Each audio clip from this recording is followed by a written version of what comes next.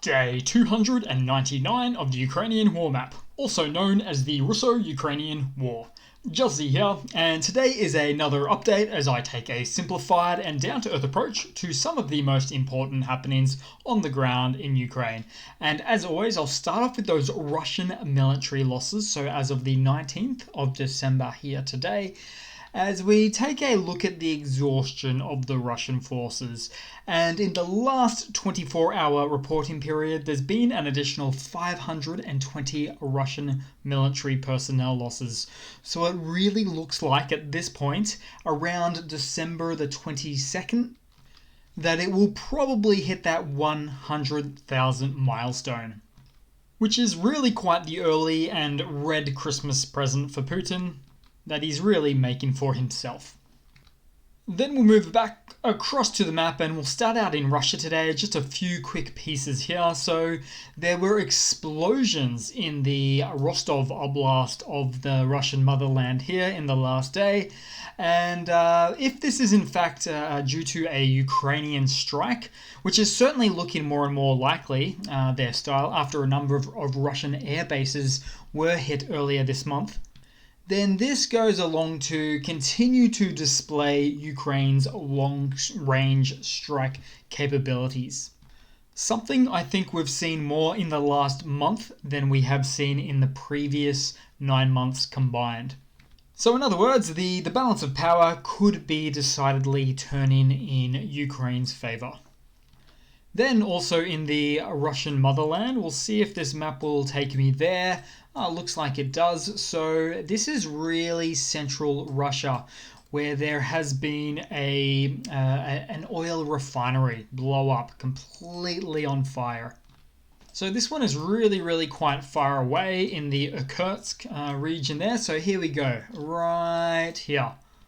More specifically at Angarsk, which has been, subjected to this massive explosion. Now, a few weeks ago, just for some context, this exact same oil refinery had some smaller explosions, or fires at least, so 2 in total.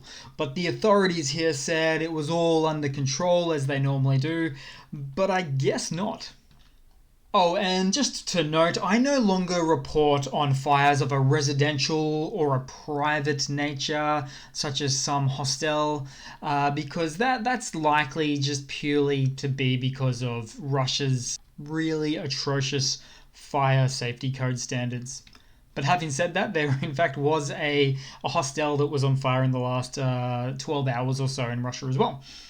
But back to this oil refinery, I do mention it because it could certainly have been from something more akin towards espionage or partisans or so forth, related to the war somehow. I mean, after all, it's an oil refinery. Then we'll move back across to the bordering Russian city of Belgorod. So this location was certainly getting in on the action again today. There was an explosion reported here, though I can't yet verify the cause of this explosion. Now, what I do know is that Russia chooses the flight path of shooting its missile projectiles over the city of Belgorod itself still, which is pretty dangerous, especially since Russian missiles actually have quite the high failure rate when speaking in terms of launch and early stage release. And the city of Belgorod is actually a pretty good example of this, because it's been known to have the Russian missiles fail and fall on top of the city of Belgorod before. But as we've seen in this war before, Russia just generally doesn't seem keen on change or growth. Then we'll move across just really briefly to Belarus. So Russian President Vladimir Putin is visiting President Lukashenko of Belarus today. Now, there's nothing I really want to add here that I haven't already, except for maybe my notepad of dates showing the meetings between the two in the last couple of years. And the pattern is broken. So Putin is now off to see Uncle Luka for once, and no doubt to try to bully Uncle Luka, as I call him, into a very big mistake for his country. Then we'll jump back to the Ukrainian map itself, where Russian strikes have been striking roughly, I think it was 9 different oblasts in the last day with missiles, but in particular the Iranian-made drones as well. In fact, Ukraine air defenses shot down 30 of these Iranian-made Shahed 136 drones just overnight. And to put that in context, 35 drones in total were sent Ukraine's way from Russia.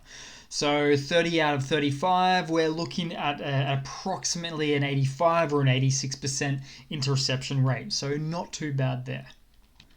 But more specifically in the capital of Kyiv, so air defenses have been at work amid these drone attacks in the last few hours or so today. And then President Zelensky of Ukraine, in his nightly address said that more air defenses can deprive Russia of its main tool of aggression, which is so true. Russia is losing on the battlefield, so they do these long-distance strikes at Ukraine's critical power infrastructure, for instance. And I just love to see the international community stand in solidarity against Russia and provide the equipment necessary, the air defenses in particular, necessary to stop any future Russian attacks. Then we'll move across to the ever-contested Donbas, where Ukraine's military reported it took out a concentration of Russian soldiers in the Luhansk Oblast. So this is the most northeastern oblast under Russian occupation at the moment. And they also took out 12 pieces of Russian heavy equipment too. Then a little bit further down, it was HIMARS time again near Alchevsk, which is a common theme for this location in the last few weeks. So Alchevsk right there, as we can see, is believed to be a bit of a staging ground for Russia for a build-up of Russia's own equipment, so aka an ammo dump. Then we'll move down across to Bakhmut, where of course Bakhmut still holds. There's actually been a rotation of Ukrainian troops here just recently, combined with additional Ukrainian reinforcements arriving as well. So this may in fact have assisted with the pushback of Russian forces in the last 1 to 2 days to the east of the town, right here, those 3 blocks back that I mentioned yesterday. But now, in particular, the fighting does still rage on the south and east approaches of the city, including particularly right now at the location of Apitne, which is maybe 10% controlled by Russia, and the other 90%, it's quite the grey zone, as you can see there. Then moving to the south of the Donbas, just for a moment, so Russia claims the capturing of Marinka. So we'll load up, so here's Marinka, but these claims turned out to be untrue and just categorically false. And this Russian claiming of captured zones falsely happens quite often. And they do this for a handful of reasons, not the least of which is morale. So making their own forces feel like they're actually making an impact, which in turn probably makes them more willing to go to the front line, only to find out that it's still massively contested. Then, speaking of massively contested, Novomikhailivka, so just below Marinka, in fact, to a tune of, let's see, how far is that? Let's see, about 10 kilometers or about 6 miles or so, where the AFU are still repelling Russian forces in particularly large numbers, it's said there as well.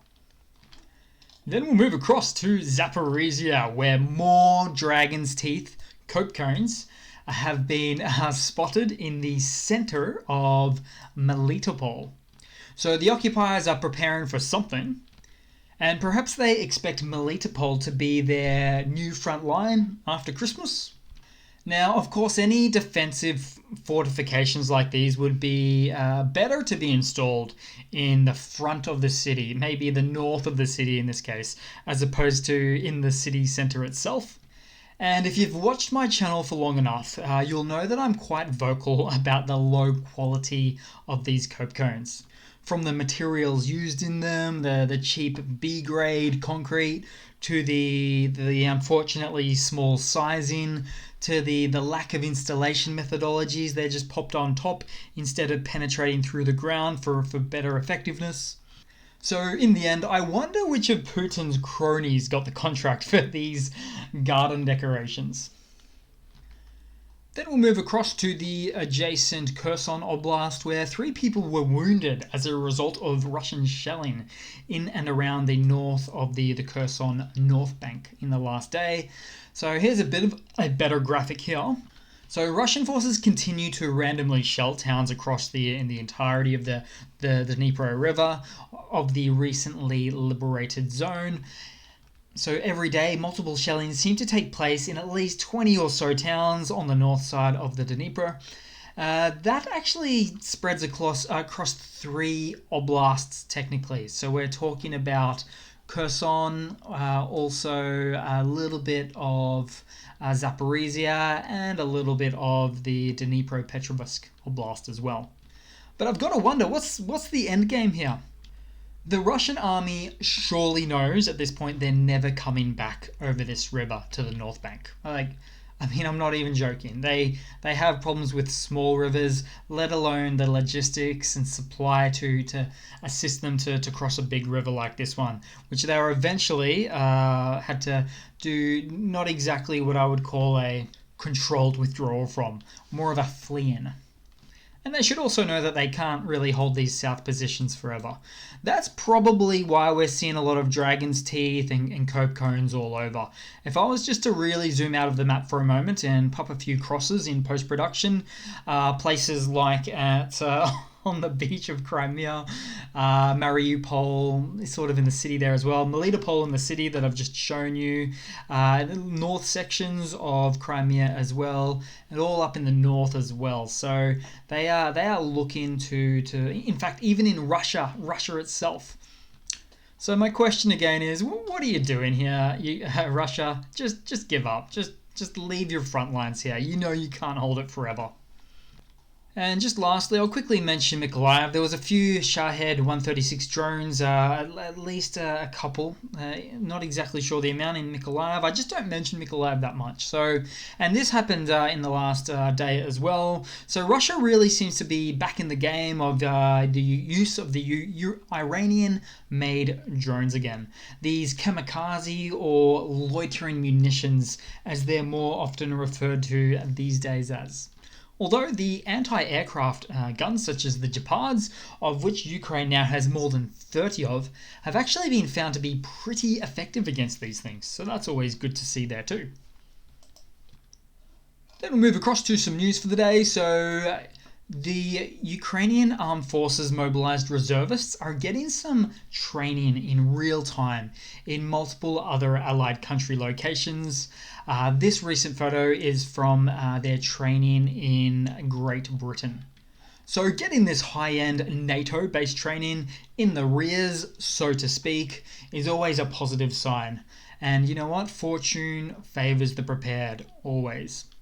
Then in some other news, reports from the Ukraine's Defense Ministry intelligence has advised that over 1.2 million calls were made to the Russian servicemen surrendering hotline, a hotline aptly named I Want to Live. So it allows Russians to surrender themselves or their units to the Ukrainian army.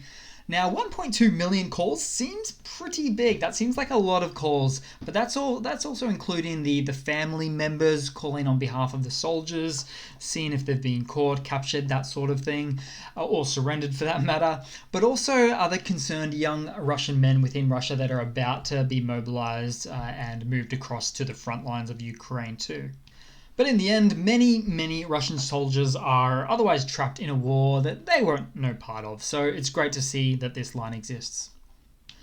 Then in some other related news, the Russian Wagner PMC group, which is basically the contract militia group Russia uses to assist with its war efforts, has reportedly executed 10 of their own for refusing to fight in Ukraine.